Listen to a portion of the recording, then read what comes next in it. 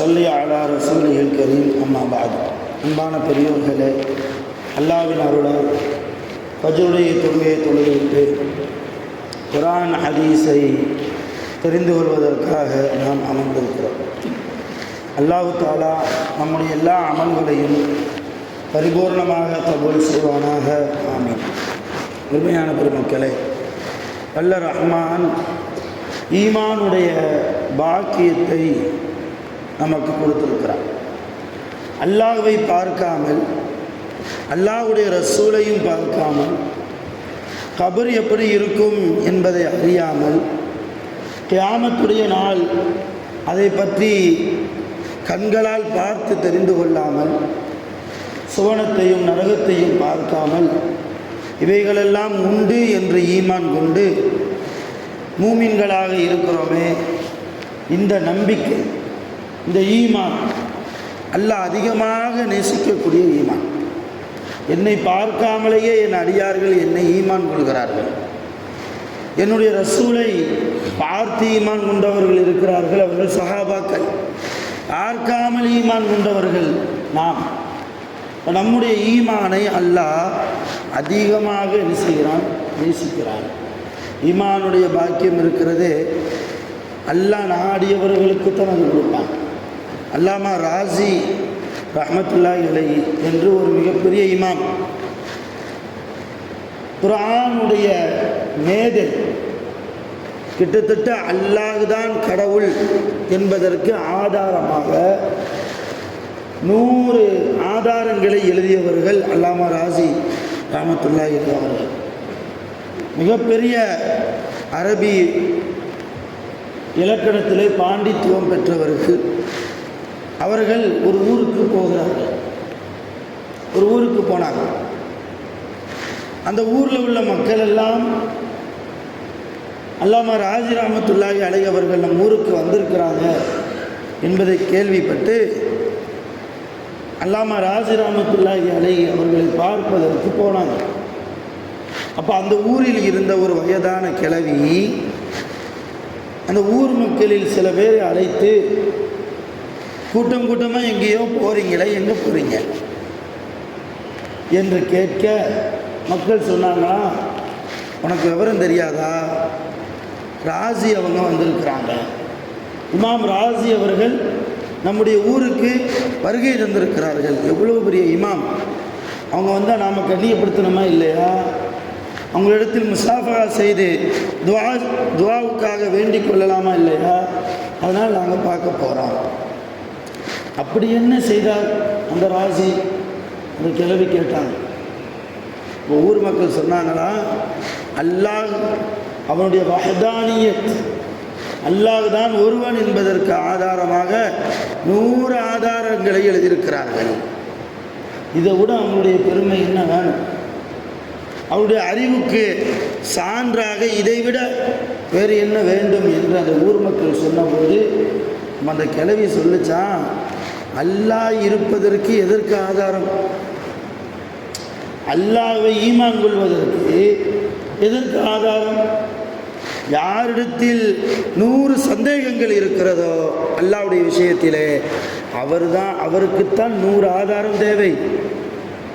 யாரிடத்தில் அல்லாஹ்வுடைய விஷயத்தில் 1000 சந்தேகம் இருக்கிறதோ அவருக்குத்தான் 1000 ஆதாரங்களும் தேவை. அப்போ அந்த ராசியுடைய கல்விலே அல்லாஹ்வை குறித்து உண்டான 100 சந்தேகங்கள் வந்து விட்டதா? அதனால்தான் 100 ஆதாரங்களை எழுதியிருக்கிறாரா? அப்படிப்பட்ட இமாமை பார்க்கத்தான் நீங்கள்லாம் போகிறீங்களா அப்படின்னு அந்த கிழவி கொஞ்சம் சொன்னபோது இந்த செய்தி இமாம் ராசியுடைய காதிலே விழுகிற. இந்த மாதிரி உங்களை பற்றி ஒரு கிழவி இந்த ஊரில் பேசிகிட்டு இருக்கிறாங்க நாமளாக இருந்தால் என்ன செய்வோம்? நான் எவ்வளோ பெரிய இமாம், எவ்வளோ பெரிய ஆலிம், எவ்வளோ பெரிய கல்வி கடல், என்னையை பற்றி அந்த அம்மா தப்பாக பேசுனாங்களா போய் சண்டை போட்டுருவோம்.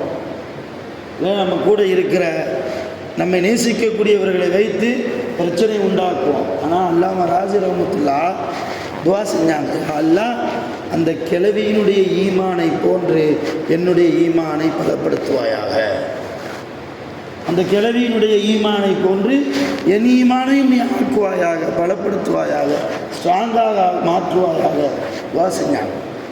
இந்த மாதிரி ஈமான் இருக்குது. ஈமான் எல்லாருடைய ஈமானும் ஒரே தரம் அல்ல என்பதற்கு இந்த சம்பவத்தை நான் சொல்கிறேன். வரலாறு எல்லாருடைய ஈமானும் ஒரே தரம் அல்ல. ஈமானும் உங்கள் ஈமானும் ஒரே தரம் அல்ல. என் ஈமானும் என்னுடைய பெற்றோர்களுடைய ஈமானும் ஒரே தரம் இருக்க முடியாது. அது அல்லாஹ்வால் நேசிக்கப்படக்கூடிய ஈமானாக எந்த ஈமான் அமையும்? அல்லாஹ்வை ஈமான் கொண்டு சாலிஹான அமல்களை நாம் செய்ய வேண்டும். ஈமான் உண்டா மட்டும் போதாது. லா இலாஹ இல்லல்லாஹ் முஹம்மது ரசூலுல்லாஹ் என்கிற கலிமாவை மொழிந்தால் அவர் ஈமான்தாரி. நல்லமல்கள் செய்யலைன்னா பிரயோஜனம் இல்லை. குர்ஆனில் நீங்கள் எங்கே எடுத்து பார்த்தாலும் பெரும்பான்மையான இடங்களிலெல்லாம் எங்கேயெல்லாம் அல்ல ஈமானை பற்றி பேசுகிறானோ அடுத்த இடத்திலேயே அமிலு சாலிஹா நல்ல அமல்கள் என்றும் பேசுவான் அல்லாஹ். வல் அஸ்ர் இன்னல் இன்சான லஃபீ குஸ்ர் இல்லல்லதீன ஆமனு வஅமிலு ஸாலிஹாத். இப்படி எல்லா இடங்களிலும் ஈமான் கொண்டவர்கள், ஈமான் கொண்டு நல்ல அமல்களை செய்தவர்கள் என்று அல்லாஹ் பேசுகிறான். ஆக நாம் ஈமான் கொண்டு இருக்கிறோம், அதே நேரத்தில் நல்ல அமல்களை நிரந்தரமாக்கி கொள்ள வேண்டும். என்றைக்கோ ஒரு நாள் செய்கிறது அப்படி அல்ல, நிரந்தரம். ஸல்லல்லாஹு அலைஹி வஸல்லம் அவங்க சொன்னாங்க, அதுவமுகா வயின் அல்ல அஹப்புல் அமாலி இலல்லாஹ். அல்லாஹ்வுக்கு மிக பிடித்தமான அமல் என்ன தெரியுமா? அதுவமுகா வயின் கல்ல, குறைவாக இருந்தாலும் அதை நிரந்தரமாக செய்யும். ஒரு ஆள் தஹஜ்ஜுதுக்கு எந்திரிக்கிறார், 2 ரக்காத் தொழுகிறார், பரவாயில்ல. ஆனால் அந்த 2 ரக்காத்து தஹஜ்ஜுத் நிரந்தரமாக இருக்கணும். ஒரு ஆர்வத்தில் இன்றைக்கி எந்திக்கிறார், 12 ரக்காத் தொழுகிறார். நாளைக்கு எந்திக்கிறார், 8 ரக்காத்தோடு நிப்பாட்டிக்கிறாரு. அடுத்து 3 நாள் தூங்கிடுறாரு. அடுத்து 4வது நாள் எந்திக்கிறாரு. அடுத்து ஒரு 2 ரக்காத் தொழுகிறாரு. இது அல்லாஹ்வுக்கு பிடித்தமான இபாதத் இல்லை. தினசரி தஹஜ்ஜுதுக்கு எழுந்திருக்க வேண்டும். 2 ரக்காத்து தொழுதாலும் அதுதான் அல்லாஹ்வுக்கு பிடித்தமான அமல். நிறைய காசு பணம் இருக்குது, ஆனால் ஏழைக்கு 5 ரூபா தான் கொடுக்குறாரு, ஆனால் டெய்லி கொடுக்குறாரு.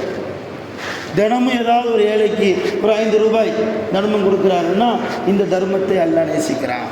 என்னைக்காவது ஒரு நாள் 100 ரூபா கொடுக்குறாரு, 100 ரூபா கொடுப்பார். ஆனால் அதுக்கப்புறம் அவர் வீட்டு வாசலை தேடி யார் வந்தாலும் வச்சுக்கிட்டே இல்லைன்னு பற்றி விடுவார். இந்த தர்மத்தை அல்லாஹ் ஏற்றுக்கொள்வதில்லை. அதே போன்று குர்ஆன் ஓதுவார். குர்ஆனுடைய இபாதத்தை எடுத்துக்கொண்டால் எப்போ ஓதுனாலும் நன்மை தான். ஆனால் அல்லாஹ்வுக்கு பிடித்தமான இபாதத்தாக குர்ஆன் ஓதக்கூடிய அந்த இபாதத்தை நம்ம ஆக்கணும். ஒரு பக்கம் ஓதினாலும் தினமும் ஓதணும், ஒரு ஆயத்து ஓதினாலும் தினமும் ஓதணும். இன்றைக்கி ஓதுறது, ஒரு வாரம் ரெஸ்ட்டு விட்டுறது, ஒரு வாரம் ஓதாமலே இருக்கிறது, அடுத்து 8வது நாள் மறுபடியும் ஓதுறது. இது அல்லாஹ்வுக்கு பிடித்தமான அமல் இல்லை. நன்மை கிடைக்கும், குர்ஆன் ஓதுனா நன்மை கிடைக்கும், தர்மம் செஞ்சால் நன்மை கிடைக்கும், தொழுதா நன்மை கிடைக்கும். ஆனால் அல்லாஹ்வுக்கு பிடித்தமான இபாதத்தா என்றால் அதில் சந்தேகம். அருமையான பெருமக்களே, அல்லாஹ்வை பார்க்காமல் அல்லாஹ்விடத்தில் உயர்ந்த ஈமானை பெற்றிருக்கிற நாம் சாலிஹான நல்ல அமல்களை நிரந்தரமாக நாம் செய்ய வேண்டும், நிரந்தரமாக செய்ய வேண்டும், தொடர்ச்சியாக செய்ய வேண்டும். அப்படி செய்கிற போது அல்லாஹ்வின் புறத்திலிருந்து மகத்தான அருள் நாளை கியாமத்தில் நமக்கு கிடைக்கும். மகத்தான அருள் என்றால் என்ன? அல்லாஹ்வுடைய மக்ஃபிரத், அல்லாஹ்வுடைய பாவ மன்னிப்பு நாளை கியாமத்தில் நமக்கு நசீபாகும். அல்லாஹ் நாளை கியாமத்தில் நம்மை மன்னித்து விட்டால் நம்முடைய பாவங்களை கொஞ்சம் நினச்சி பாருங்கள். நம்முடைய நன்மை பாவங்களை விட நம்முடைய நன்மைகள் அதிகம் என்று யாராவது நெஞ்சு நிமிர்த்தி சொல்ல முடியுமா? நான் உட்பட யாரும் சொல்ல முடியாது. அந்த அளவு பாவங்கள் நம்முடைய நன்மைகளை விட அதிகமாக இருக்கிறது. இப்போ நாளை கியாமத்தில் நாம் வெற்றி பெற வேண்டும் என்றால் அல்லாஹ்வுடைய மக்ஃபிரத் நமக்கு வேண்டும். அல்லாஹ்வுடைய மக்ஃபிரத் நாளை கியாமத்தில் எப்பொழுது நமக்கு கிடைக்கும்? எப்படி நமக்கு கிடைக்கும்? சிறிய அமலாக இருந்தாலும் அதை தொடர்ச்சியாக நாம் கொண்டு வர வேண்டும். மௌத்து வரைக்கும் அந்த அமல் நீடித்து கொண்டே இருக்க வேண்டும். சக்கராத்துடைய நிலைமையிலும் அல்லாஹ் நமக்கு அந்த அமலை நசீபாக்க வேண்டும் என்கிற நல்ல ஈமானோடு சாலிஹான அமல்களை நாம் செய்து வர வேண்டும். அல்லாஹ் ரஹ்மான் அப்படிப்பட்ட நல்ல தௌஃபீக்கை நம் அனைவர்களுக்கும் நிரப்பமாக தந்த அருள் புரிவானாக. ஆகிரு தஅவானா அனில் ஹம்துலில்லாஹி ரப்பில் ஆலமீன். சுப்ஹானல்லாஹி வ பிஹம்திஹி சுப்ஹானல்லாஹி வ பிஹம்திக அஷ்ஹது அன் லா இலாஹா இல்லா அன்த அஸ்தக்ஃபிருக வ அத்தூபு இலைக்.